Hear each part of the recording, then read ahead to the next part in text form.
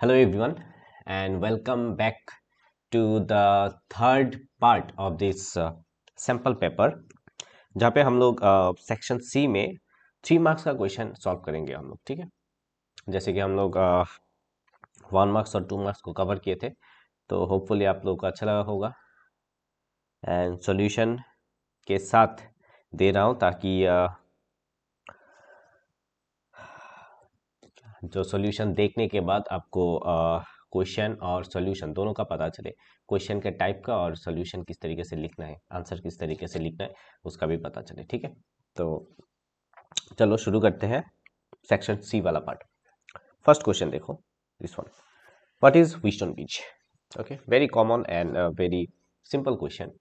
What is Wheatstone bridge? Deduce the condition for which Wheatstone bridge is balanced, यानी कि balance condition हम लोग को निकालने के लिए बोला है। एकदम डायरेक्ट क्वेश्चन है, सॉल्यूशन पे चलते हैं। ठीक है, क्या है देखो,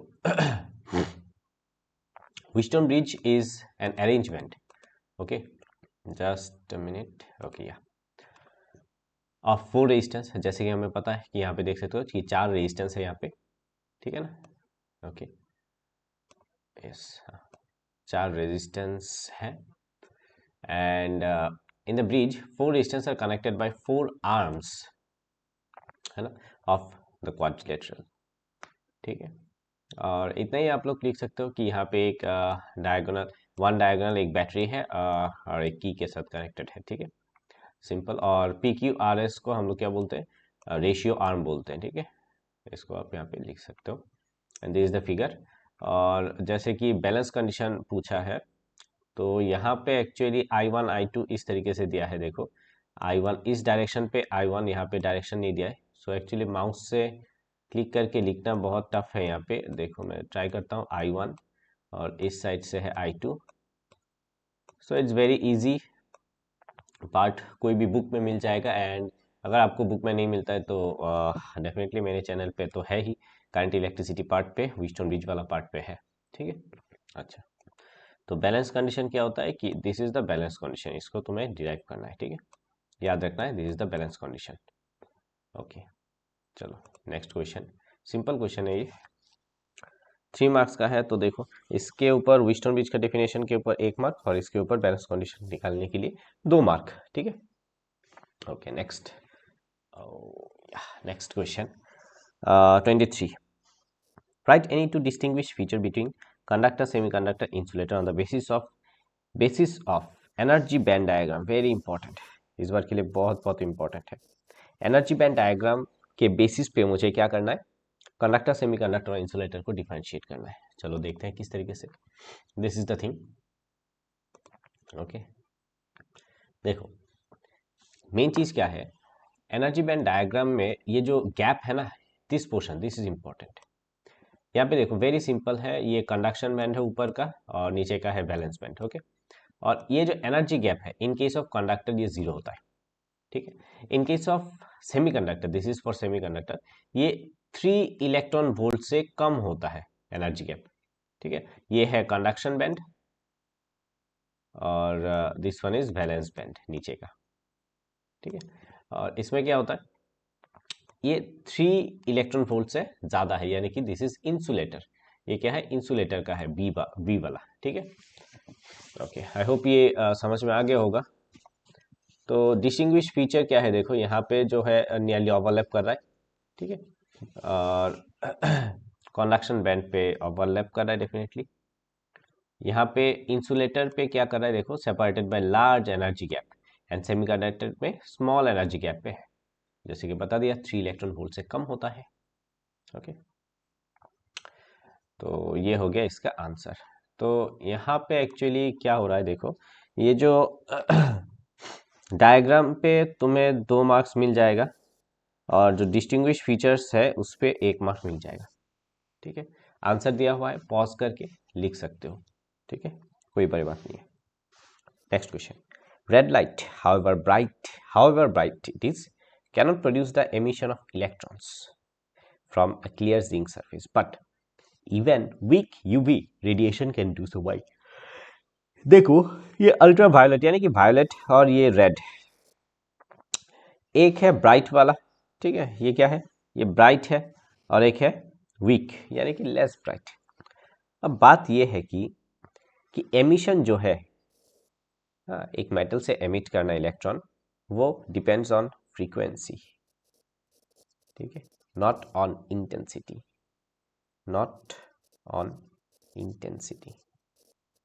ये बात तुम्हें क्लियर रहना चाहिए, इंटेंसिटी के ऊपर डिपेंड नहीं करता। तो वीक है क्या है, ब्राइट है, उसके ऊपर नहीं डिपेंड करता, बट फ्रीक्वेंसी के ऊपर। तुम्हें आंसर लिखना है डायरेक्ट कि frequency of ultraviolet light is greater than red light, red light का कम है इसके लिए। And we know that according to क्या, आइंस्टाइन, ठीक है, इक्वेशन क्या होता है उसमें कि जो एमिशन है of electron only depends on क्या, फ्रीक्वेंसी, ठीक है। चलो अच्छा, यहाँ पर और एक क्वेश्चन है, electrons are emitted from cathode of negligible work function, ठीक है, वर्क फंक्शन बहुत कम है, when photons of wavelength lambda are incident on it, okay, derive the expression for de Broglie wavelength of electron emitted in terms of wavelength and incident। Very simple है वो, एकदम derived है, book का question है, देखो यहाँ पे,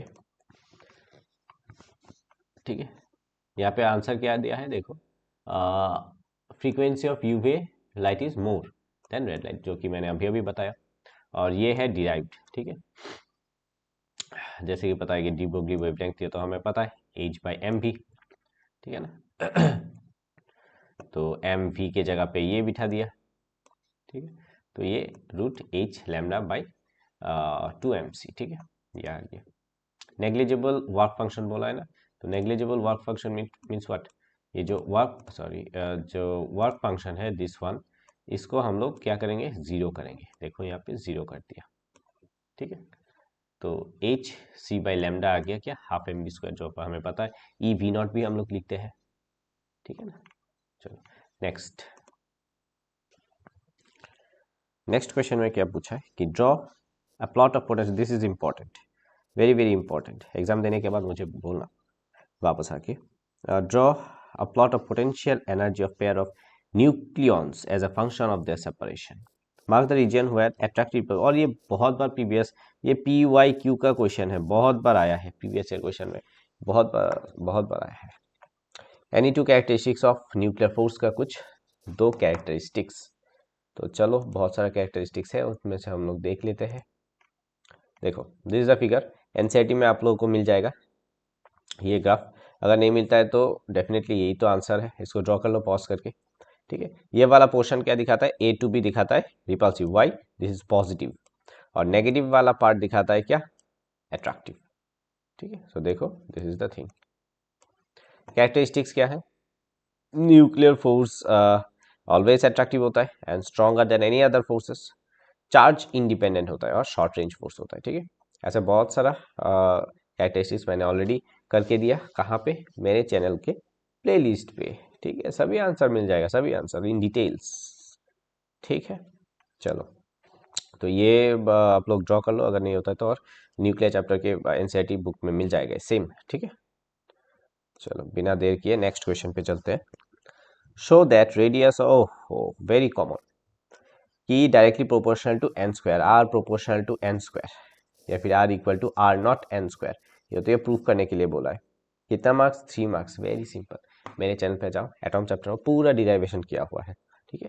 फिर भी अगर नहीं जाना चाहते हो तो मैं दिखा देता हूँ, टेंशन किस बात का, यहाँ पे देखो इज द थिंग। अभी मैं इसको एक्सप्लेन उतना नहीं करूंगा, बट सिंपल चीज ये है कि बोर का सेकंड पोस्टुलेट से ये एक इक्वेशन उठाया है, ठीक है, और जो इलेक्ट्रोस्टैटिक फोर्स है वो इसके समान हो जाता है, ये देखो सेंट्रीपिटल फोर्स के समान, यहां से इक्वेशन, मेन इक्वेशन यही है, this is the main equation, ठीक है, this is the main equation, centripetal force is equal to electrostatic force, यहाँ से इक्वेशन डाल के ये इसको पुट करके हम लोग आर निकालेंगे यहाँ से, ठीक है। और भी थोड़ा डिटेल्स और सिंपल वे में मैंने समझाया है, तो देख सकते हो यहाँ पे तो शॉर्टकट में ये पूरा डिराइवेशन दिया हुआ है, ओके। चलो नेक्स्ट क्वेश्चन पे चलते हैं, 27, हाँ ज़्यादा क्वेश्चन तो वैसे होता नहीं है ना, 28 तक ही है, ओके। 27 क्या बोला है देखो, monochromatic light of wavelength 60 nanometre, ये है lambda, incident from air to glass, ठीक है। What are the wavelength, wavelength निकालो, फ्रीक्वेंसी निकालो and speed of reflection light, reflective index दिया है 1.5। इतना इजी क्वेश्चन करेंगे तो कैसे होगा, नहीं ऐसे इजी क्वेश्चन भी बोर्ड्स में आते हैं, ठीक है ना, ओके। रिफ्रैक्शन में क्या होता है, फ्रीक्वेंसी अनचेंज रहता है, ठीक है, बट वेवलेंथ और स्पीड क्या होता है, चेंज होता है, ओके। सो मेरे पास ये फॉर्मूला है, ठीक है, ये क्या है, frequency equal to c by lambda, c तो हमें पता है 3 × 10⁸ है ना, डिवाइडेड बाय जो 600 नैनोमीटर गिवन है, यहाँ से ये निकल जाएगा फ्रीक्वेंसी। अब फ्रीक्वेंसी अगर निकल गया तो मेरे पास ये फॉर्मूला है न्यू का, म्यू यानी कि रिफ्रैक्टिव इंडेक्स का, रिफ्रैक्टिव इंडेक्स 1.5 गिवन है, यहाँ से हम लोग क्या निकाल सकते हैं, लैम्डा निकाल सकते हैं, ओके। नाउ नेक्स्ट, ये एक्चुअली क्लास 10 बेसिस का क्वेश्चन आ गया, बट कोई नहीं, क्योंकि रे ऑप्टिक्स तो है ही। ये एक्चुअली कहाँ से आया, ये रे ऑप्टिक्स से आया, रे ऑप्टिक्स, नहीं ऐसा क्वेश्चन भी आते हैं, रे ऑप्टिक्स से कुछ इजी क्वेश्चंस आते हैं, इसलिए हम लोग इजी क्वेश्चन को भी इग्नोर नहीं कर सकते ना, इजी क्वेश्चन आते हैं, ठीक है। 28 and this is the last one. क्या है यहाँ पे देखो, अच्छा और वाला पोर्शन में पहले कर लेता हूँ, क्योंकि ये दिख रहा है कि थोड़ा इजी, और मैक्सिमम स्टूडेंट और वाला क्वेश्चन पे ही जाएंगे। म्यूचुअल इंडक्शन हमें पता है, एसआई यूनिट। म्यूचुअल इंडक्शन क्या होता है कि दो कॉइल के बीच जो रेजिस्टेंस ऑफर करते हैं ड्यू टू क्या चेंजिंग फ्लक्स, उसको हम मैग्नेटिक फ्लक्स, उसको हम लोग बोलेंगे म्यूचुअल इंडक्शन, ठीक है। थोड़ा इस पे हम लोग जाते हैं, हाँ म्यूचुअल इंडक्शन, ठीक है। देखो coil that enable to oppose the change in its current in another coil, ऐसा यूनिट क्या है, हेनरी, ठीक है, कि सेल्फ इंडक्टेंस और म्यूचुअल इंडक्टेंस दोनों का हेनरी है, ओके। नेक्स्ट क्वेश्चन क्या बोला है इसमें देखो, और वाला पार्ट में ही, स्क्वायर लूप ऑफ साइड, यहाँ पे कुछ फिगर दिया हुआ है, हाँ, square loop of side A side है, ठीक है, carrying current I2 is kept at a distance x, देखो x डिस्टेंस पे रखा हुआ है, ठीक है, from infinitely long straight current carrying current I1, यानी कि इस वायर से I1 करंट जा रहा है, ठीक है। Applying the expression for resultant force acting on the loop, हाँ ये भी थोड़ा थोड़ा बहुत है, इतना भी इजी नहीं है, अगर जिसको पूरा कुछ भी नहीं पता है वो तो नहीं कर पाएगा। अब करना कैसे देखो, ठीक है, देखो ये इनफाइनाइट पार्ट के लिए है, दो इनफाइनाइट पार्ट के लिए है, ठीक है। अब देखो मैं थोड़ा इस पे थोड़ा जाता हूँ, यहाँ पे दिखाता हूँ।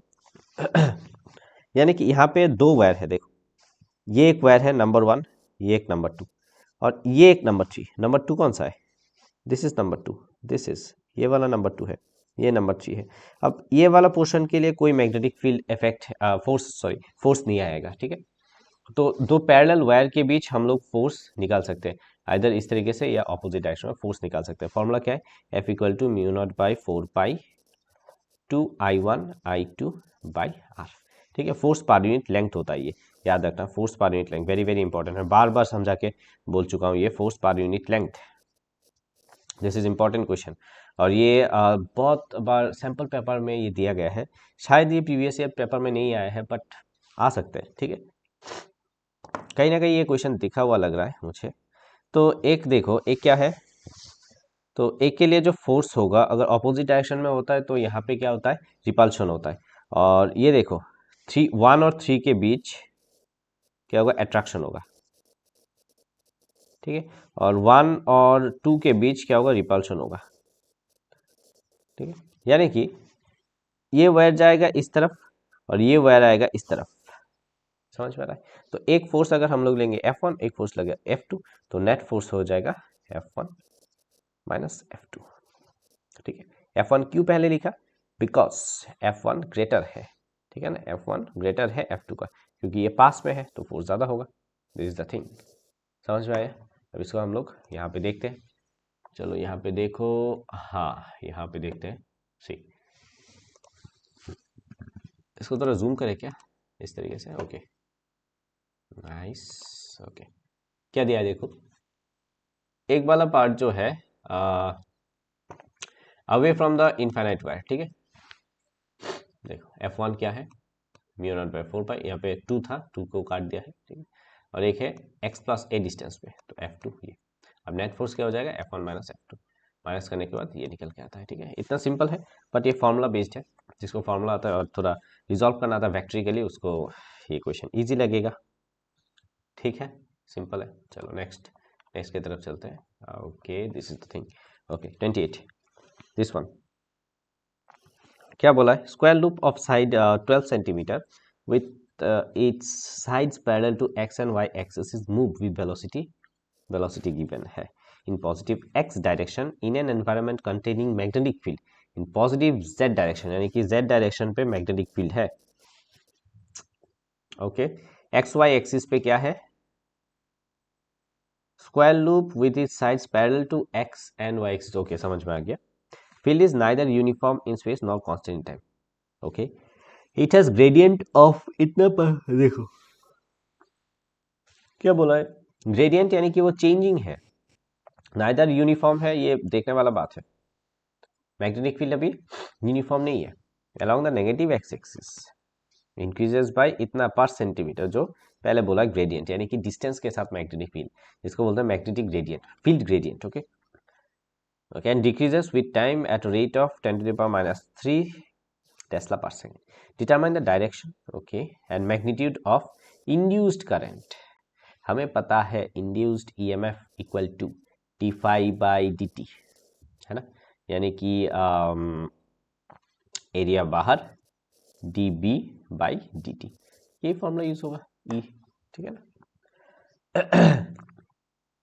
क्योंकि यहाँ पे रेजिस्टेंस दिया हुआ है, सी रेजिस्टेंस 4.50 मिली। अच्छा, रेजिस्टेंस अगर है V इक्वल टू IR होता है, I इंटू R हो जाएगा, IR equal to this formula, यहाँ से डिवाइड बाई R कर देंगे। तो देखो थोड़ा फॉर्मूला क्या है, कैसे करेंगे इसको, हाँ यहाँ पे एरिया ये हम लोगों ने मीटर स्क्वायर में ले लिया, इसको मीटर पर सेकंड में ले लिया, ये dB/dx है, ठीक है, ग्रेडियंट हो गया, dB/dt टाइम के साथ ये गिवन है, ये सब गिवन है, ठीक है, इतना तक ये भी गिवन है रेजिस्टेंस। अब इंड्यूस ईएमएफ का फॉर्मूला ये हमें पता है, ठीक है, तो यहाँ से E1 निकल के आता है ये, फाइन। अब E2 क्या है, रेट इंटू V, पता है, एरिया इंटू dB/dx, ये पार्ट हमें नया करना पड़ेगा, ठीक है। V मीन्स dx/dt, यानी कि dB/dt है, समझ में आया इसको क्या किया, इसको देखो यहाँ पे इसको चेंज करके किया, यहाँ पे मैं करता हूँ E equal to dB/dt into area, यहाँ पे तो है, तो एरिया इंटू dB/dx, ठीक है, dx/dt कर दिया। अब dx/dt पोर्शन क्या है, a dB/dx इंटू v, समझ में आया, ये v हो गया dB/dx, सॉरी dB/dt, समझ में आया। थोड़ा गौर से देखो, इसको हम लोग वेलोसिटी लिखेंगे, क्योंकि वेलोसिटी क्या होता है, dx/dt, ठीक है, यही लिखा है यहाँ पे। तो इसको सॉल्व करते करते यहाँ पे v आ गया ये, तो the rate of change of जो टोटल इंड्यूस्ड E है वो इन दोनों का प्लस हो गया। अब I equal to E/R, R तो हमारे पास गिवन है, ठीक है, तो ये आ गया करंट, समझ में आ रहा है। अगर समझ में नहीं आता है तो थोड़ा चेकआउट करो इसको, थोड़ा देखो, धीरे धीरे समझो। मैं इसको यहाँ पे रखता हूँ, तो थोड़ा स्क्रीनशॉट लेके लिख सकते हो। उसके बाद इसको कैलकुलेशन पार्ट है, कैलकुलेशन तो करना ही पड़ेगा। So this is the thing. तो इसके साथ सेक्शन सी का खत्म हो गया, ठीक है। ज़्यादा क्वेश्चन तो आते नहीं है, but section C is very vital, very important, क्योंकि ये थोड़ा टाइम कंज्यूम होता है, क्योंकि इसमें ज़्यादातर न्यूमेरिकल्स आने के ज़्यादा चांसेस रहता है। जैसे कि यहाँ पे एक न्यूमेरिकल आ गया, दो न्यूमेरिकल आ गया, हाँ, दो न्यूमेरिकल तो देते हैं, तो 10 मिनट एटलीस्ट हमें देना पड़ेगा दो न्यूमेरिकल के लिए, 20 मिनट और 6 mark, definitely it will consume, हमें टाइम तो बचा के रखना है, ठीक है ना। अच्छा, so stay tune for next part यानी कि सेक्शन डी और सेक्शन ई, एक साथ करेंगे, क्योंकि सेक्शन ई और डी वीडियो को थोड़ा छोटा करने के लिए हम लोग पार्ट पार्ट करके कर रहे हैं, ठीक है। सो नेक्स्ट वीडियो में आप लोगों को मिलेगा कौन सा, section D and section E वाला पार्ट, ठीक है। चलो, with that thank you very much and have a nice and wonderful day, और पढ़ते रहो क्योंकि सामने एग्जाम है। Thank you.